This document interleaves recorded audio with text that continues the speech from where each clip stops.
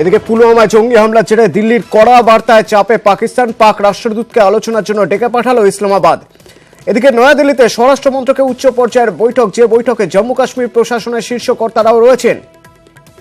কিভাবে পদক্ষেপ করা হবে, কত দ্রুত পদক্ষেপ করা হবে এবং কোন কোন পথে এগোনো হবে তা নিয়েই স্বরাষ্ট্র মন্ত্রকের এই উচ্চ পর্যায়ের বৈঠক।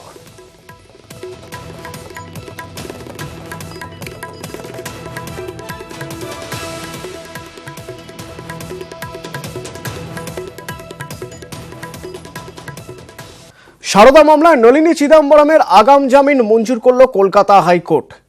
পাসপোর্ট জমা রাখতে হবে সিবিআই এর কাছে এবং তিনি দেশ ছাড়তে পারবেন না, এই শর্তেই আগাম জামিন মঞ্জুর কলকাতা হাইকোর্টে। অর্ণব হাজরা প্রতিনিধি টেলিফোনে এই মুহূর্তে আমাদের সঙ্গে রয়েছেন। অর্ণব, কি খবর রয়েছে বিষয়? দেখো, সারদা কাণ্ডে কিছুদিন আগেই চার্জশিট দেওয়া হয় নলিনী চিদম্বরমের নামে। নলিনী চিদম্বরম তাই আগাম জামিন চেয়ে কলকাতা হাইকোর্টে এসেছিলেন।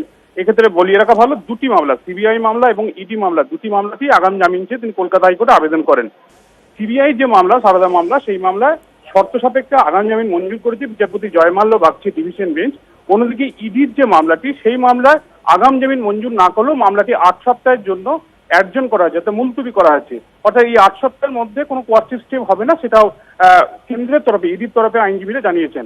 অর্থাৎ দুই দিক থেকেই, অর্থাৎ ইডি এবং সিবিআই দুই মামলার ক্ষেত্রে নলিনী চিদম্বরম, প্রাক্তন অর্থমন্ত্রী পি চিদম্বরমের স্ত্রী, তার জন্য একটা স্বস্তির দিন, কারণ আগাম জামিনের শর্ত মঞ্জুর হলো। তবে হ্যাঁ, পাসপোর্ট তাকে জমা রাখতে হবে সিবিআইয়ের কাছে।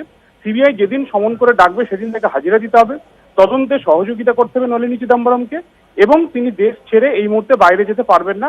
এই 3 শর্তেই তার আগাম জামিন মঞ্জুর করেছে। ইডির মামলাটিতে আগাম জামিন মঞ্জুর না করলেও কার্যত মামলাটি অ্যাডজন করা, মুলতবি করার মানেই হলো তাই।